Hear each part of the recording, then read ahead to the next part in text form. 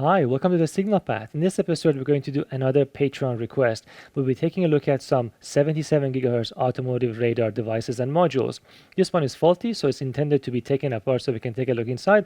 But I also have bought a blind spot detection module for a motorcycle. This one is supposed to be working, so we can actually measure the 77 GHz FMCW waveform that comes out of the radar. Not an easy measurement to make. You need a lot of equipment, and it's difficult to actually capture the FMCW waveform.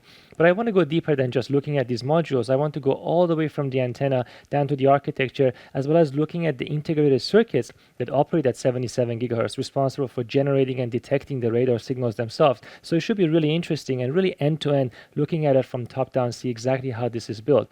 As always, thanks to the Patreon supporters and PayPal supporters who make this possible. As you can imagine, these things are not cheap, and the instrument to measure them are also not cheap. But nonetheless, let's go ahead and dig into these. Now let's take a look at this other radar module, which very much looks like it's intended for automotive applications, as everything is abstracted away into a single CAN interface where power and communication is managed through the rest of the car. We do have a fully sealed structure here with a radome in the front. You can kind of see the outline of where most likely the RF elements would be, and these things are typically made of stacks of PCB, one handling all the RF, which would be in the front, and then one would be doing all the computation and the radar DSP, as well as of course the interface to the rest of the car.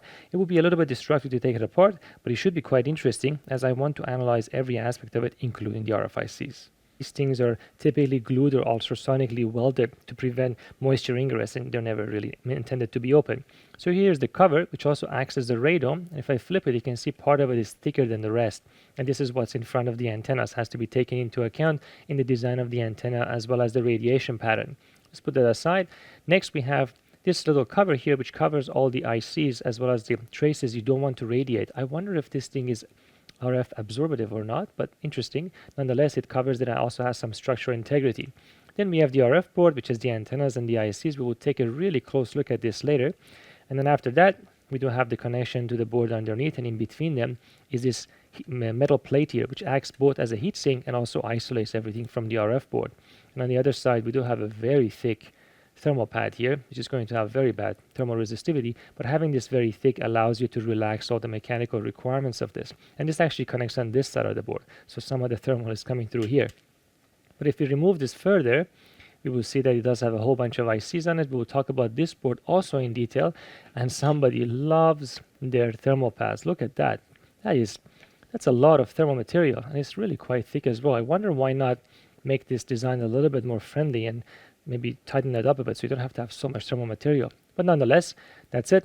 This looks like some vent here in case pressure builds up as the temperature inside of this changes, so that you can have some flow with the filter in there.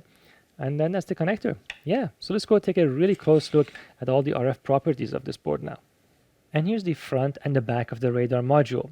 Now, there's a lot we can talk about this, and if you want to dig deep, it will take hours of discussions on all the minor details that go into the design of this.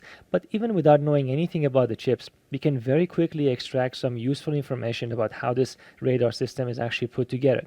So first thing we notice is that we have a cluster of set of antennas. These are linearly fed antenna arrays. We have 4 of them that are near each other and 3 of them that are somewhat near each other. So how do we know which is TX and which is RX? Now, first of all, we notice that there is 4 lines here and 3 lines here. So whatever is going on, there are 7 RF channels in this radar module. Now, how are they distributed between the TX and the RX? Well, we can look on the other side of the board. And if you look, this is already flipped image. So we have the footprint here of the 3 ICs from left to right in exactly the same way. And if you notice on the leftmost IC, we have 4 differential lanes that are coming out of the chip, and they're going into this connector. And this connector is what connects to the other board, which does all the DSP, as well as the digitization of the IF signals. So right away, we have 4 differential IF ports that are coming out of the chip on the left. And therefore, this has to be our receivers. Therefore, we have a 4-channel receiver here on the left, where we're simultaneously digitizing each of the linearly fed arrays at the same time. So in a sense, we're doing some digital beamforming, digital processing in the back end. Now on the other side, therefore, these must be our TXs. So we have 3 TX elements. So this is a 4RX, 3TX synthetic aperture radar architecture. Now, what do I mean by synthetic aperture radar? Well, we can read a lot about how synthetic aperture radars work. But to put it very simply, every time a synthetic aperture radar activates one of its transmitters, it listens to all the 4 receivers at the same time. It's not doing beamforming among them, it's digitizing them all individually. Now think of a target that is reflecting a wave towards this. Because of the distances between the antennas, each of these antenna arrays sees a different delay of the same signal coming back. And from that, the radar can estimate where the angle of arrival of those signals are. Now, every time one of these TXs is activated, all the 4 RXs listen, and then it goes to the next one, and then they listen again, and it goes to the next one, and they listen again.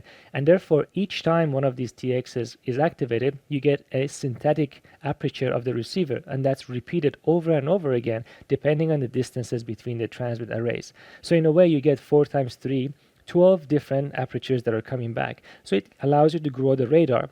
Now, the disadvantage of that is that it's slower because you're running each of them independently. You have to run one and then the next and then the next. And it takes 3 transmit cycles plus 3 receive cycles in order to be able to figure out what's going on around in the radar.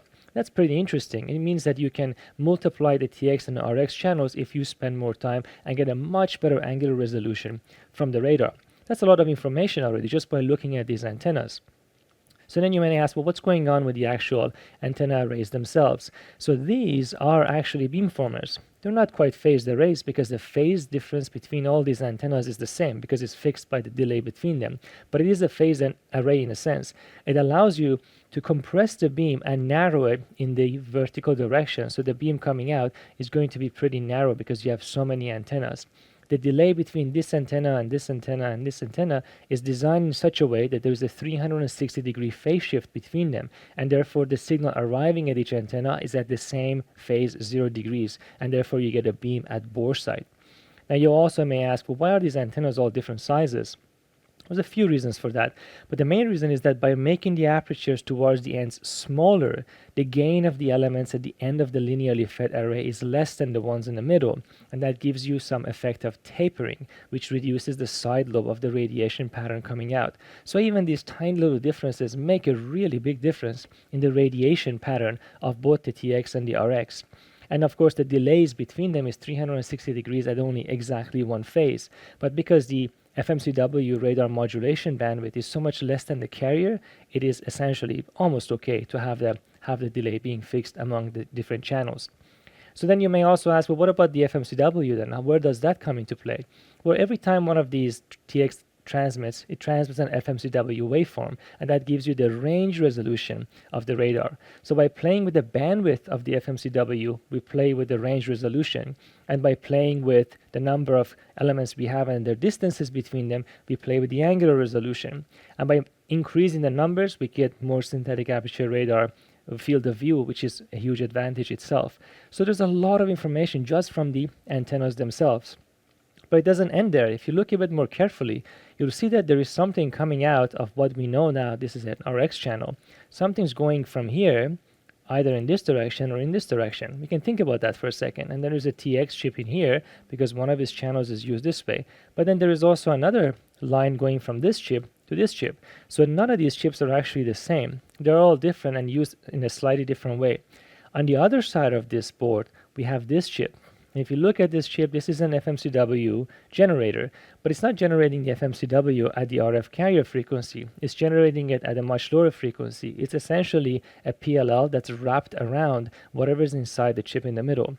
Therefore, this is our master FMCW generator, and the PLL inside and the VCO inside generates the ramps that we need with the support of this guy, creating the FM modulation required to do that. That also then therefore right away tells us that the signal must be going out of this transmitter chip to the left and the right. Now, why would you do that? Well, if you send a signal to the right, then you can use this chip as kind of an expander and create and take this signal and allow it to go this way and this way as well. So now you get 2 additional channels, but you're using one of the channels of this one to accomplish that. And the remaining channel goes this way. And then it also has another channel that you can use to send to the RX chip. And now the RX chip receives a coherent phase-locked LO signal as well, coming from this one, so it can down-convert the signals from this. So we are expecting to find 3 different RFICs.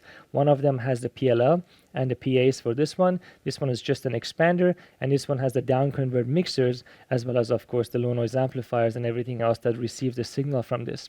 And again, I'm doing all of this by just looking at it. I know nothing about these chips that are there just by visual inspection. Now on the other side, this is an FMCW generator. This is our PLL core, so it needs a crystal, and indeed it does have one. This is a 50 megahertz crystal. The rest are just basic support circuitry. I don't think there's anything unusual or interesting about it, just the IF signals all going out into the connector. So we have to look at the other board. Now we can also take an x-ray of this, but there isn't much new information we would find here because we're seeing all the cool things in the top and the bottom layer. But I do have the x-ray here, which is now matched to the board on the right, so you can see them one to one. If you look carefully here, you can see very, very thin wire bonds inside of this chip. That's because this chip is running at low frequency, so wire bonding it is perfectly fine. Whereas these chips here, which are now on the other side of the board, they have a BGA footprint because you're dealing with 77 gigahertz that are coming in and out of them. If you look carefully, you can see the antennas here on the other side of the board, and there's the receive antennas on the other side of the board. You can see through the crystal, which is kind of cool. The connector is visible, all the capacitors are visible, but nothing really unusual. And it's important to note that the reason they have to do this is because this board actually only has one layer of very high frequency, high performance dielectric. Only this one, it's probably some Rogers material, is the one that has to see the 77 gigahertz signal. All the high frequencies routed on one layer. This side of the board is a much, much cheaper material. You don't want to make this board from the same Roger material, otherwise this cost will just blow up. So by playing with where they put the chips, how they route the PLL, where they put the antennas, and how they interact with all of them, they can reduce the cost of this just from that simple design. All these other separations that you see, for example, here and here, these are just isolation to make sure that these elements don't talk to each other, and some nice grounding between these layers over here. A lot of work has been done, and this area is essentially supposed to be completely covered because in the radar, as you saw, you don't want this area to radiate. This would just interfere with the antennas. You want the aperture that interacts with the physical world to only be contained in here. And that's where the radome is sitting in front of it, as you saw during the teardown. So there is so much information just by looking at this board without knowing anything about the chips. But of course I do want to know something about the chips, so we're going to have to take them off the board and take a closer look at them. So let's also take a closer look here live, because I think there's some cool stuff I don't want to miss. So for instance, if you look over here, these are our receive elements as we saw, and they're single-ended, right? There's a single-ended signal coming over here, connected here. But interestingly enough, all the other TX channels are differential, and what you see here is a balance, is a differential to single-ended converter. I think they've made all of the PAs to be differential in order just to help the isolation from inside the chip. So everything is differential on the TX sides, but everything else looks pretty normal, as to be expected. Now we said that we want the phase from here to undergo 360 degrees. Now this material over here is dielectric constant is probably around 3.4 or so, which would mean that the distance between two of these patch antennas would have to be around 2.1 millimeter in order for it to represent 360 degrees. And we can make that measurement and see if that's really true. So I'm going to measure from here to here. It's roughly, which is a center from center. So if I adjust right there, look at that, 2.13 millimeter, which is exactly what it's supposed to be. So it lines up with that being there. Now if you look at the distance from here to here, which is one of the antenna centers to the other antenna center, that's going to give us some angular resolution information about the radar, and that's around 2 millimeters also. So it's roughly lambda in both directions, which is interesting to see. Distance from here to here I think is 4 lambda, and from here to here I think is 5 or 6 lambda, I forget exactly. But it's pretty obvious then from there that everything we said should be mostly correct. Now one other thing I wanted to mention is that I said that this is a synthetic aperture radar. You could make this into a MIMO radar where all the transmitters are on at the same time, but in order to do that you'd have to code them. If you code those signals, then you can listen to the receivers at the same time, and you will get the signal from all three with a different coding, and then you can undo that in DSP later on. And MIMO radars are also, of course, we've been studied quite extensively, so nothing unusual or new there, but I would be shocked if this has anything like that. I'm just thinking most likely just a synthetic aperture radar architecture. And here's the other side. Here's a crystal, definitely 50 megahertz. Like I said, this chip is our PLL part. We talked about differential lines. You can see here some pads for testing and most likely some factory testing. Yeah, looks nice. You can see the material is different on this side and on this side. This is the, you look at it over here, if I could focus on it, which might be difficult. But if you look at the cross of the board, you will see that the material is not the same. I can't focus that far up, but you can see the top layer is a different material than the rest of the layers. So it lines up with what we were anticipating. Very cool.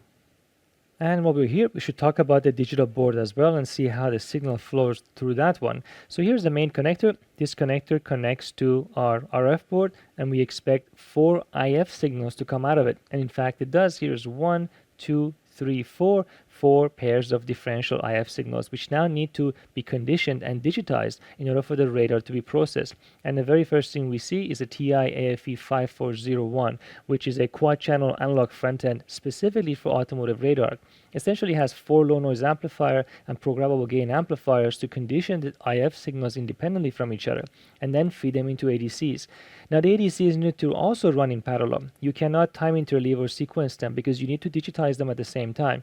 So we have 25 megasample per second ADCs, one for each of these channels, and they're all running at 12 bits, which means you have 100 megasamples per second at 12 bits that has to come out of this and be processed in somewhat real time in order to get real-time radar information. And therefore the data coming out of this needs a lot of processing. And on the other side, we have another TI chip, which I actually couldn't find much information about, but this is responsible for getting the data from those data converters, and there's some DRAM next to it to store it in real time because you can't lose anything, and then process it and interpret the result, basically doing all of these synthetic aperture calculations and radar to extract the scene information that the radar actually sees. Then this guy needs to talk to the car, but it doesn't do it directly. It goes through this guy, which is a RISC processor specifically for automotive application, and it has a CAN bus and variety of other interfaces built into it, and this guy talks to this connector, which has the CAN bus on it. So then that completely basically wraps up the signal flow coming into this. We have IF signals coming in, digitized simultaneously, fed into the radar processor, stored, calculated, interpreted, the results sent to the RISC processor then talks to the CAN bus of the car in the language it understands, and the entire radar gets abstracted away from the car's point of view. This is somewhat different than some of the other kind of radars that may be used where they have a central processing. This guy does not send the raw radar data, at least I don't think so. It just sends the interpreted data. All of it is calculated already in here. And that's why this is the highest power consumption component on this board, and that's why it has the biggest heatsink. Yeah, that's about it. Very cool. Everything else on this board is pretty boring. DC-DC converters and so on, nothing unusual. I think there's some flash memory in here, perhaps for some firmware. And yeah, pretty cool. All right, I have successfully extracted all the 3 dies. They're sitting next to each other here under the microscope. I extracted them at the same time, so we have to kind of rediscover which one is what, although I can see the part numbers are actually on the dies too. So let's start from the main transmitter, the one that has to have the PL up. We said that this one has to have a VCO in it, and it has to create the chirp in conjunction with the other IC we saw at the board. And here is our VCO core. You can clearly see it, and it has a tiny little tunable area. We'll zoom into this a little bit later. But from the top, here's our VCO. We do have some supported circuitry here, probably dividers and perhaps even multipliers in order to get the signal to where it needs to be, and as well as providing the divide down signal to the external chirp generator. So the signal comes out of here, and if you notice, over here it splits into 3. And once it splits into 3, the signals are all identical, and they all carry the FMCW waveform, leaving the chip. One goes down this way, and one goes down that way, and the other one goes down that way, and they're all length matched. Now you may or may not have some kind of gain control as well as phase shifters and so on in each of these. Those are minor details, depends on how they want to use the chip. But the architecture is pretty straightforward, at least at this level. VCO and the supporting circuitry and the PAs that drive the pads. And if you look carefully, you can see that the outputs are differential, just like we saw on the board. And there was a balun on the PCB that converts it to single-ended. Now we also saw that this master transmitter uses one of its outputs to go to the antenna, but the other 2 outputs are used up. One is sent to the receiver, and the other one is sent to the expander chip. And the expander chip allows you to gain additional channels. So the expander's job is simpler. It doesn't need a PLL, it doesn't need a VCO anymore. All it needs is to receive the signal at RF, redistribute it, amplify it, and create multiple outputs out of it. And I think that's the chip here on the left side. There it is. And if you notice in this one, we do have an input here.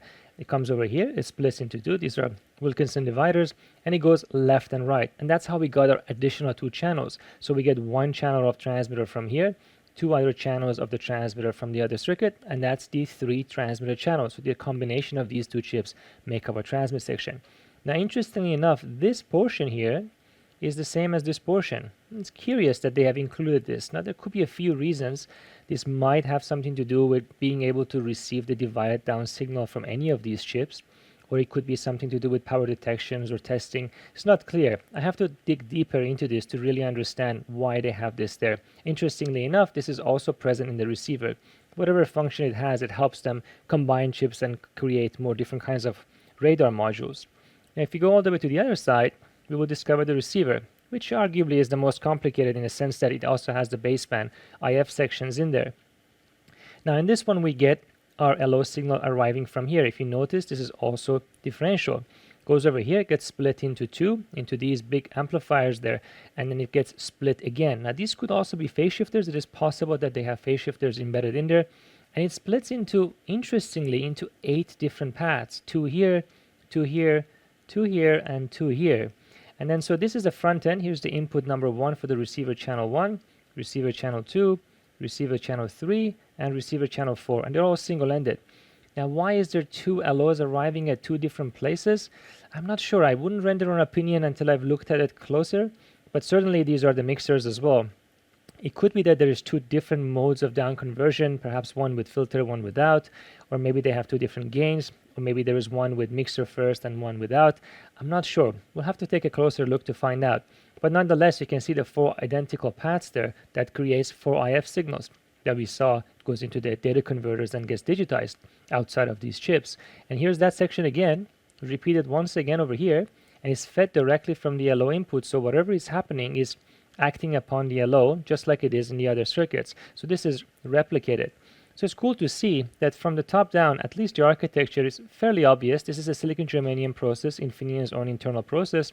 We've seen this actually in their 24 gigahertz radar, where I did a chip analysis of that one too, and there we saw very similar circuitry. Of course, that's at 1/3 of the frequency or so, but nonetheless, we can zoom in at least and take a look at a few of these blocks. Let's try the VCO. And here's the zoomed in view of what I believe is the VCO, and here's the core of the VCO. The tank inductor is tunable via these fuses, which I think are burnt out by using lasers. And then the signal out of that has to leave this and then get either multiplied or divided depending on what frequency this is. We can actually measure the dimensions of this tank and get a rough estimate of what frequency it is operating at, whether it's at half the frequency or at the fundamental 77 gigahertz frequency. Nonetheless, the architecture of a very basic radar like this is not so complicated. And here's a close look at one of the transmitting PAs. Now, this is in DIC microscopy, and I'm going to go through the prism and take a look and see the details that gets revealed. There's some interesting aspects of this. So right over here, you can clearly see the indents on these pads, which are the vias going from the pad down to the lower layers. And if you go through some more, you can see all the imperfections as well as height variations across this. So you can see that there is a dip here, and that dip is because the pad opening has been there. This probably most of it is also affected by the acid. But these distances, we're talking angstroms here. Of course, we can resolve it with the DIC microscopy because of the fact that the wavelength of the light is proportional to the distances we're here trying to measure. So a lot of really neat details come out of this by using this technique. Now, because our automotive radar module is faulty, I still wanted to be able to measure something at 77 gigahertz, so we could potentially see the FMCW modulation and look at the bandwidth and everything. So I went ahead and I bought one of these. This is a blind spot detector for motorcycles. You mount this in the back of the motorcycle, and if there's somebody approaching you from left and right behind you where you cannot see them, it will illuminate one of these 2 lights, which you can mount in front of you, so you know who is in your blind spot. Many cars already have this mounted on their mirrors. And in this case, this is supposed to also be 77 gigahertz, a very, very small aperture. We're going to try and measure the signal coming from this, and of course also take this one apart. I have the module over here with the aperture pointing towards a horn antenna. It doesn't really matter whether we're in the far field or near field. I just want to get the signal. We're not trying to characterize the actual radiation pattern or the power coming out, the EIRP coming out. Now, I've aligned the horn to be the same polarization as the module. Now, you may ask, well, how did I figure that out? It's really simple. You just rotate this by 90 degrees, and you keep the one that has the highest power. That's the correct polarization. Then we have a smart mixer over here, M1970E, which is going to work between 60 to 90 gigahertz. And this is, in fact, a 77 gigahertz, which fits perfectly in that region.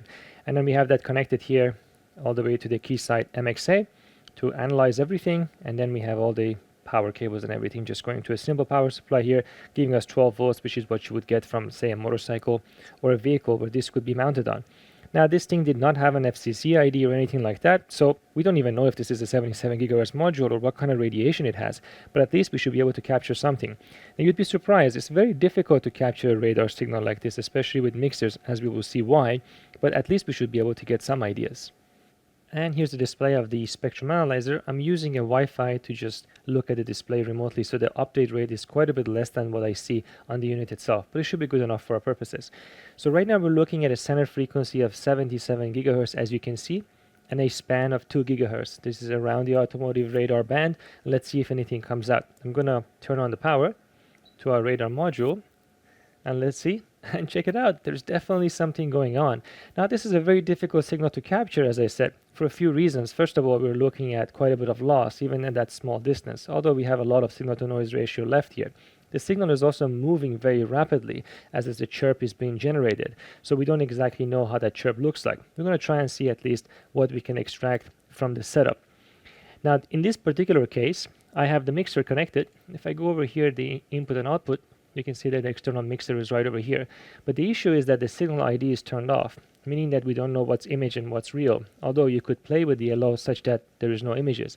If I turn the signal ID on, most of the time the signal will not be captured. Occasionally you see some tones here and there, and that's because when you turn the signal ID on, the instrument has to capture multiple waveforms in order to figure out what was real and what was the image, and the signal is rapidly moving around, which makes the detection quite a bit harder. There is no pre-selector, remember, in this smart mixer. So we're going to turn it back off so that we can at least see something. Now, this instrument does have a lot of real-time capabilities, and quite advanced ones actually, but its digitizing bandwidth is only 160 megahertz, and you can see that this radar chirp is much wider than 160 megahertz, so there is no way to real-time digitize it using this instrument.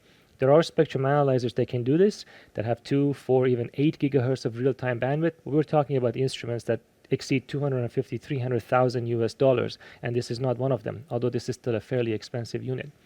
So let's go over here and change the mode and then look at the real-time spectrum analyzer. This unit has all the options, so there's a lot of cool measurements you can do, but in the real-time spectrum analyzer we can look at the density of the signal coming out. If I click OK over here, it would switch to a density view. Right now it's looking at 160 megahertz, and within 160 megahertz at 77, you see that there's a whole bunch of activity there. But the signal is wider, we can do some stitching. This unit can actually stitch multiple signals at 160 next to each other, and there it is. You can see the individual stitching sections. So there's a lot of stuff coming out of this radar. It does have some unusual peaks that are weird, they shouldn't really be there. And there's a gap here which I don't quite understand. It might be a measurement artifact because it's so sharp around one of the bands. But it tells us that the signal is jumping all over the place, and it spends most of its time being roughly constant in amplitude. The fact that you see some deviation here is because we're measuring over the air, and I don't exactly know what the channel looks like, but it's reasonably flat. So it should be transmitting a constant power.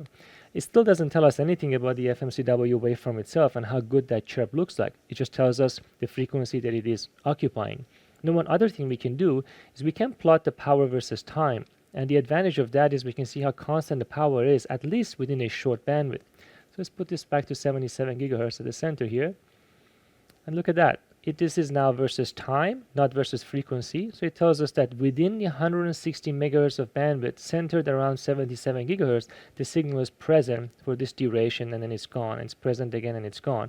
And it's likely that in this dead zone over here, we're basically in the frequencies outside of that center frequency. All of this makes sense. And you can see how hard it is to make a proper measurement. I cannot tell you anything about how good that FMCW is with the setup we have. We're going to have to do something different.